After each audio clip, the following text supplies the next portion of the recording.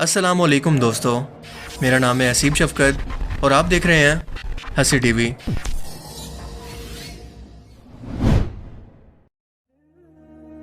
Net flicks پر حال ہی میں release ہونے والی فلم فرا نے اسرائیلیوں کی چیخیں نکال دی ہیں۔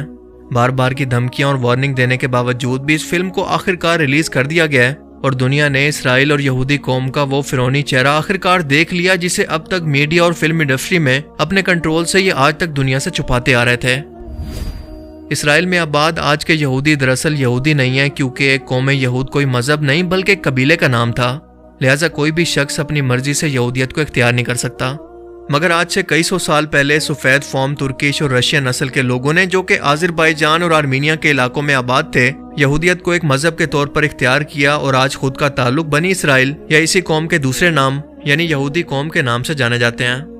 جبکہ اصل یہودی سفید فوم نہیں بلکہ گندمی رنگت کے تھے۔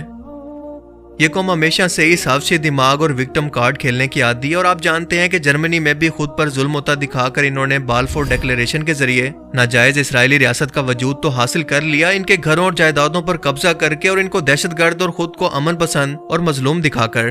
لیکن آج تک دنیا کو یہ نہیں بتایا کہ اس قبضے کے دوران کتنے بے گناہ فلسطینیوں کو شہید کیا گیا، ان کے گھر جلائے گئے۔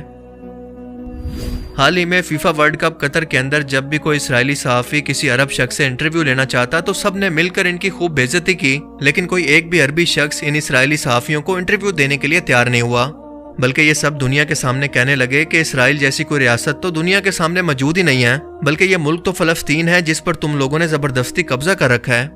اور یہاں پر بھی اسرائیل نے خود کو وکٹم کارڈ کے طور پر پیش کر کے دنیا کی ہمدردی سمیٹنے کی کوشش کی کہ دیکھو ہم تو مسلمانوں سے امن اور دوستی چاہتے ہیں، مگر یہ مسلمان خاص طور پر عرب اس کا جواب انتہائی نفرت سے دے رہے ہیں۔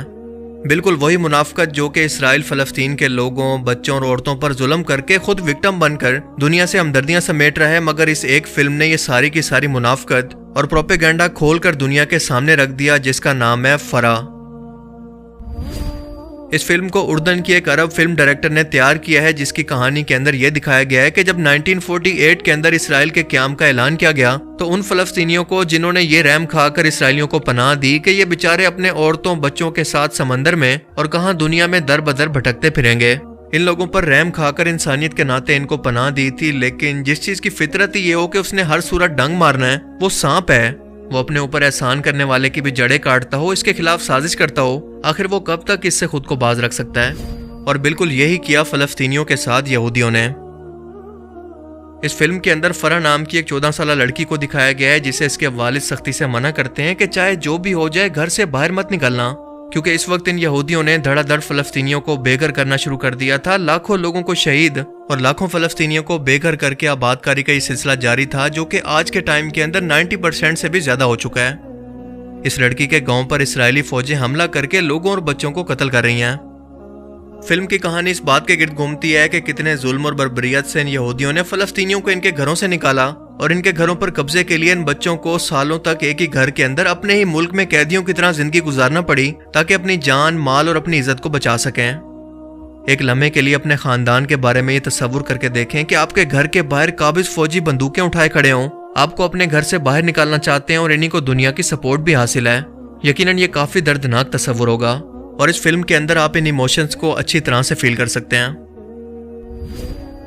آپ ذرا تصور کریں کہ OTT پلیٹ فارم آج صرف غیر مسلم ہی نہیں بلکہ پورے امریکہ اور یورپ سمیت پوری دنیا استعمال کرتی ہے، خاص طور پر نیٹ فلکس کو۔ اب جب وہ لوگ یہ دیکھیں گے کہ آج تک تو ہمیں صرف یہی بتایا گیا کہ اسرائیل کا قیام ہوا تھا، لیکن یہ کبھی نہیں بتایا گیا کہ کتنی بے گناہ جانوں کو لے کر اور کتنے لاکھوں لوگوں کو بے گھر کر کے اصل کہانی تو یہ تھی، تو ذرا سوچیں کہ اسرائیل کا امیج پوری دنیا کی نظروں میں اور خاص طور پر نوجوان نسلوں کے ذہن کے اندر کتنا برا ہو کر جائے گا، جو کہ سچ ہے۔ ان بیچاروں کے ان اربوں ڈالر کا کیا فائدہ جو کہ انہوں نے لگاتار میڈیا پر انویسٹ کیے، کئی دہائیوں تک اپنے اس مظلوم امیج کو دنیا کے سامنے رکھنے کے لیے کتنے جتن کیے، لیکن وہ سب کا سب صرف اس ایک فلم سے ختم ہو سکتا ہے۔ وہ اسرائیل جو کہ پہلے ہی قطر کے اندر میڈیا کے ہاتھوں ذلیل ہو رہا ہے اور غیر مسلم قطر کے اندر مسلمانوں کے کلچر سے اس قدر متاثر ہو رہے ہیں، اور اوپر سے اس فلم کی ٹائمنگ اتنا پرفیکٹ ہے کہ اسرائیل کی لگی آگ پر جلتی پر تیل کا کام کر رہی ہے۔ مگر افسوس کہ جن عربوں کو اکٹھا ہو کر اپنے ان فلسطین بھائیوں کو بچانا تھا، آج 74 سال کے بعد وہ ان سے مل کر بزنس ڈیل اور دوستیاں بڑھا رہے ہیں۔ یہ ان شہید فلسطینی بچوں اور نوجوانوں کی لاشوں کا سودا ہے۔ یہ عرب حکمران تو اپنے بزنس اور فائدے کے لیے ایسا سوچ سکتے ہیں، مگر ان کی عوام کبھی بھی دل سے اسرائیل کے وجود کو نہ تو آج تسلیم کرتی ہے اور نہ ہی انشاءاللہ مستقبل کے اندر کرے گی۔ یہ پوری دنیا کو قطر نے دکھا دیا ہے۔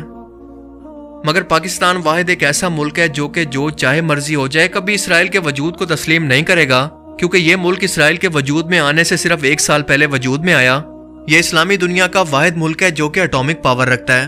اور اس اٹامک پاور کو آج اسرائیل امریکہ کے ذریعے IMF اور ورلڈ بینک کے ذریعے جکڑ کر اور قرضوں میں دبا کر ان اٹامک ہتھیاروں پر قبضہ کرنا چاہتا ہے۔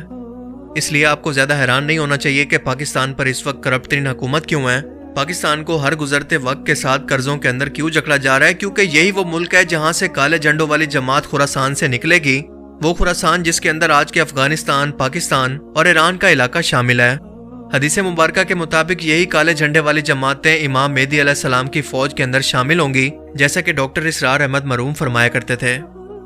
چاہے سارے عرب ملک اسرائیل کو تسلیم کر لیں، پاکستان کبھی نہ کرے، اس لیے کہ پاکستان اسرائیل کے طور پر وجود میں آیا ہے۔ اللہ نے اسے اسرائیل کے وجود میں آنے سے 1 سال قبل وجود بخشا ہے۔ ہم کبھی تسلیم نہیں کریں گے۔ اصل میں تو جنگ ہمیں کرنی ہے، مقابلہ ہمیں کرنا ہے، وہاں تک تو ہماری فوجیں جائیں گی، حضرت مسیح کے ساتھ ہو کر لڑیں گی، حضرت مہدی کی مدد کریں گی۔ یہ سارا کا سارا رول تو اللہ نے ہمارے لیے رکھا ہے، لہذا کسی صورت عرب کرنے مجبور ہو چکے ہیں، بے بس ہو چکے ہیں، ان کا معاملہ جو بھی ہے وہ جانیں، لیکن چاہے وہ تسلیم کر لیں، اسرائیل کو کسی صورت میں پاکستان تسلیم نہ کرے۔ نئی نوجوان نسل کو ہمیشہ اسرائیلی میڈیا یہ دکھاتا رہا کہ کیسے فلسطینی ان پر ظلم اور زیادتی اور ناانصافی کرتے ہیں، اور آج سے ہزاروں سال پہلے یہ لوگ فلسطین کے اندر آباد تھے، یہ ان کا گھر تھا، مگر اس پر فلسطینیوں نے قبضہ کر رکھا تھا، جو کہ انہوں نے تو صرف واپس لیا ہے۔